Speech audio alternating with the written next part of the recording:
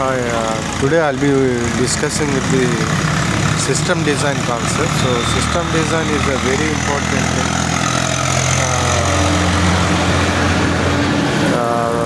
Sorry for the noise, but see, I will explain the basic concept of the system design.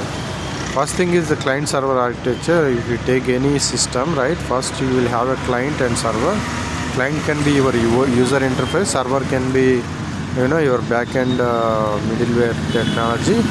So whenever the request goes to the server has to process the request, it has to render the response. So you see, client sends the request to store, retrieve or modify the data. So basically the system will be architected in this way. UI will be considered as a client and the server will be your backend processing system. Always remember that, okay? And the next thing is IP address. IP addresses are very important, right? Whenever you are going to deploy an application, you need to have an IP address. You need to have a address for your website, your application.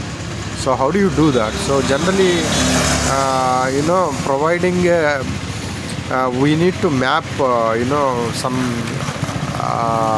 letters to the IP address, so that our application it will be discovered on this whole internet. So how do we do that? We do that using DNS, domain name mapping, domain name system. So we give a naming for each and every IP address in English like language, so that it will be very easy for us to identify the system. So when we are designing a good system, we always consider a domain name system to provide the better naming convention for IP addresses. So that way we can access it. So fourth thing is I want to explain the proxy and reverse proxy. You see here, the proxy is acts as a middleman between your device and internet. Right? So what it will do? So when you request a web page, the proxy forwards your request to the target server, retrieves the response, sends it back to you. Proxy hides your IP address, keeping your location identity private. So you need to remember one thing here. You should not be exposed to the outside internet. So it is very important. When you want to access some details and all, your details should not be exposed. That's why the proxy will be used as hiding system. It will hide you. The proxy hides your IP address and your location on the whole internet, and also you can it will provide a security for your identity. So that is the importance of the proxy. The reverse proxy is backward.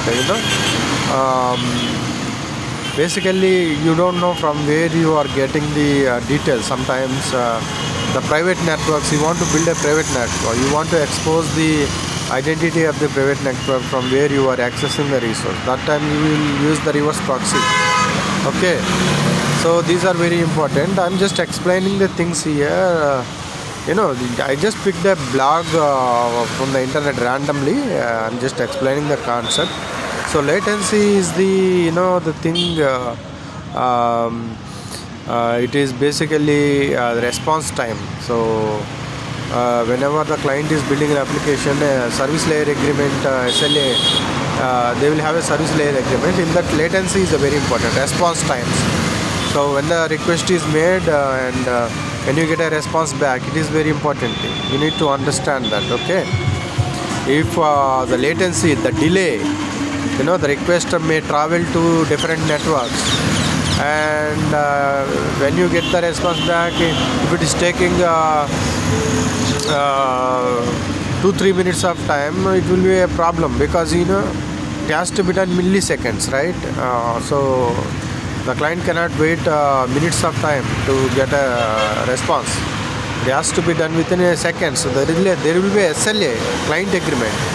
So the latency, you need to improve the latency. How do you improve the latency? Because if you are accessing application in India and your server is located in USA, or your server is located in China, or your server is located in some other country, so it will take a lot of time.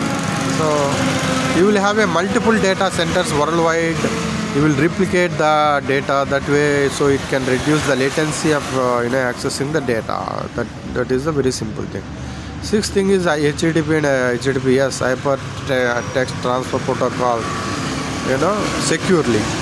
So you need to access the data securely. So that is why you need to provide the secure transfer protocol, hypertext transfer protocol secure. You can have SSL certificates, TLS certificates, you can use them. This is providing a security when you are accessing the site, right? Protocol. So we can configure these protocols along with the servers, that way you can access the application securely. So the seventh thing is API, application programming interface. API is nothing but some RESTful web services, independent services. They will act as middle layer between client and API server. What they will do, when you send a request, the API will access the data from API server and return back to there. So API can provide the data in the form of JSON and XML also. It can provide the data in the form of any format. There is a flexibility. You can also invoke the APIs from other APIs. There is a flexibility. So always remember this. Accessing APIs would be very. Eighth point is the REST API will have a different representation of state transfer is most widely used. And remember that this is a REST API. Basically, it will render the data in the form of JSON. It is a stateless. Every request is independent. The server does not store any client data. Okay, it is resource based. Basically, REST services, they use get, post, put, patch, delete methods. So basically, get for getting the data, post for posting or creating a new data set or inserting a data. Put means updating. Patch means just it is also part of updating. You must know the difference. Put is basically updating it. Patching means there is some data you want to patch some details. You will also do that. Okay. And delete is basically removing the data. Okay. So REST is nothing but it is just a architectural style, representational state transfer.